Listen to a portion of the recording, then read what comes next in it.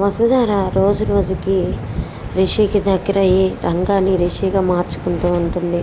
ఇంకా రంగాన్ని రిషిగా మార్చుకున్న టైంలో వసుధారకి రిషికి మధ్య ఒక నైటు అనుకోని సంఘటన అయితే జరుగుతుంది. దానివల్ల వసుధార ప్రెగ్నెంట్ అవుతుంది. వసుధార ప్రెగ్నెంట్ అవడంతో రంగా ఒక్కసారిగా షాక్ అయిపోతాడు. అసలు ఏం జరుగుతుంది ఏంటనేది ఇప్పుడు ఈ వీడియోలో చూద్దాం. ఈ వీడియో నచ్చితే తప్పకుండా ఒక లైక్ చేయండి, సబ్స్క్రైబ్ చేసుకోవడం అస్సలు మర్చిపోకండి. వీడియో స్కిప్ చేయకుండా చూడండి, చాలా చాలా బాగుంటుంది అనమాట.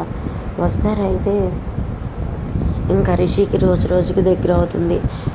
మీరు రంగానే ఉండండి, నేనైతే మిమ్మల్ని రిషి సార్గానే ట్రీట్ చేస్తాను.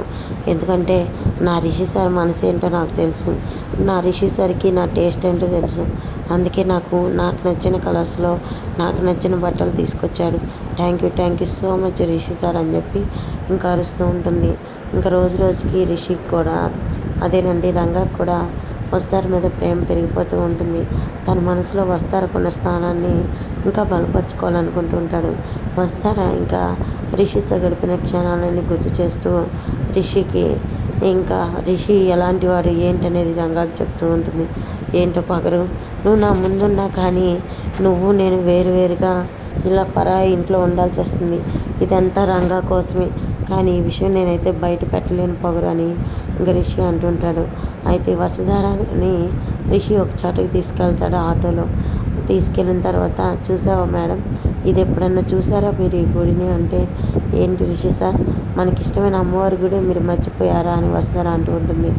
అయ్యో మేడం, నేను మొన్న ఆటో తోలుకొని ఒక వ్యక్తిని తీసుకెళ్ళాను.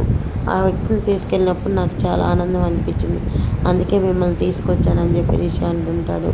ఇంకా ఆ రోజు ఫోర్న వర్షం పడుతూ ఉంటుంది.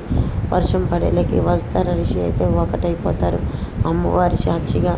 ఇంకా నైటు ఒక రిసార్ట్లోకి అయితే వెళ్తారు. మేడం గారు, ఇక్కడ మీరు రెస్ట్ తీసుకోండి, నేను బయట పడుకుంటాను అనగానే, అయ్యో బయట వర్షం పడుతుంది అండి, ఎలా పడుకుంటారని వసుధార రిషి అయితే ఆ రిసార్ట్లో అవుతారు. వసుధార రిషి ఒకటవడంతో, వసుధార నేను నీ దగ్గరికి వచ్చేసాను, కానీ నేను రంగాగానే ఉంటాను కొన్నాళ్ళు, రిషిగా నేను మీ దగ్గరికి రాలేని వస్తారని రంగా అంటుంటాడు. నెక్స్ట్ డే మార్నింగ్ తెల్లారుతుంది. అలా కొన్ని రోజులు గడిచాక వసుధారకి అయితే వాంతులు అవుతూ ఉంటాయి. వసుధారకి వాంతులు అవడంతో రాధమ్మ అయితే షాక్ అవుతుంది. షాక్ అయ్యి, ఏంటమ్మా వాంతులు అవుతున్నాయి అంటే, ఏమోనమ్మా నాకు తెలీదు అని చెప్పి వసుధార చెప్తూ ఉంటుంది.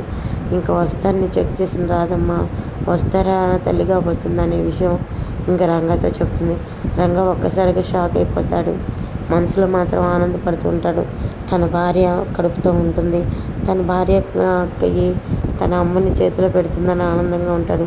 కానీ రంగా క్యారెక్టర్లో ఉన్న రిషి మాత్రం ఏం చేయాలో అర్థం కాక టెన్షన్ పడుతూ ఉంటాడు.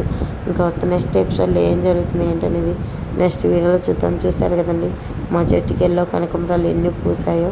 సో ప్రతిరోజు మా చెట్టుకి ఎల్లో కనకాంబరాలు ఎన్ని పూసాయో ఏంటనేది వీడియోలో నేను చూపిస్తూనే ఉన్నాను. వీడియోని తప్పకుండా లైక్ చేసి వస్తుంది.